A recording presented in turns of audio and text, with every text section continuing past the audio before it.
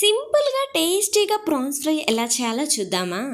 ముందుగా ప్రాన్స్ని నీట్గా క్లీన్ చేసుకొని ఇందులో ఉండే నరాలు కూడా తీసేసుకొని క్లీన్ చేసుకోండి.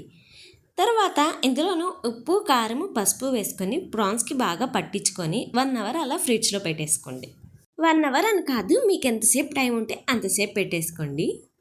తర్వాత ఒక ప్యాన్లో ఆయిల్ హీట్ చేసుకొని ఇందులోనే మనం మ్యారినేట్ చేసుకున్న ప్రాన్స్ని కూడా వేసుకొని ఫ్రై చేసుకోండి. మూత పెట్టకండి, మూత తీసేసి ప్రాన్స్ని ఫ్రై చేసుకోండి. కొంచెం లో ఫ్లేమ్లో పెడితే మనకి ప్రాన్స్లో నుండి వాటర్ ఊరుతాయి. ఈ వాటర్తోని మనకి ప్రాన్స్ అనేది బాగా ఉడికిపోతుంది. ఫ్లేమ్ని కొంచెం లో టు మీడియంలోకి అడ్జస్ట్ చేసుకోండి, హైలో పెట్టద్దు. ప్రాన్స్ బాగా ఉడికిపోయి వాటర్ ఇంకిపోయిన తర్వాత ఇలా పక్కకు తీసేసుకోండి. నెక్స్ట్ ఇంకో ప్యాన్లో ఇంకొద్దిగా ఆయిల్ హీట్ చేసుకొని ఆయిల్ హీట్ అయిన తర్వాత ఇందులోనే జీలకర్ర బిర్యానీ ఆకు వేసుకొని ఫ్రై చేసుకోండి. ఇది ఫ్రై అయిన తర్వాత ఇందులోనే సన్నగా తరిగిన ఆనియన్ కూడా వేసుకోండి.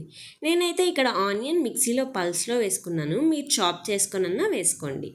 ఈ ఆనియన్స్లోనే కొద్దిగా సాల్ట్ కొద్దిగా పసుపు కూడా వేసుకొని ఆనియన్స్ని ఫ్రై చేసుకోండి. ఆనియన్స్ ఫ్రై అయిన తర్వాత ఇందులోనే అల్లం వెల్లుల్లి పేస్ట్, అలానే పెద్దదైతే ఒక హాఫ్ టమోటా, చిన్నదైతే ఒకటి వేసుకొని ఫ్రై చేసుకోండి.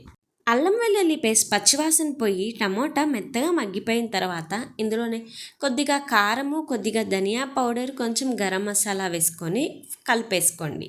ఈ మసాలాలు కూడా బాగా ఫ్రై అయ్యి ఆయిల్ పైకి తేలిన తర్వాత ఇందులోనే కొద్దిగా వాటర్ వేసుకోండి, మరీ ఎక్కువ వేసుకోవద్దు. ఇదంతా బాగా మిక్స్ చేసుకొని ఇందులో నుంచి కూడా మనకి ఆయిల్ పైకి తేలిన తర్వాత మనం మ్యారినేట్ చేసుకున్న ప్రాన్స్ ఉంది కదా, అది కూడా ఇందులో వేసేసుకోండి.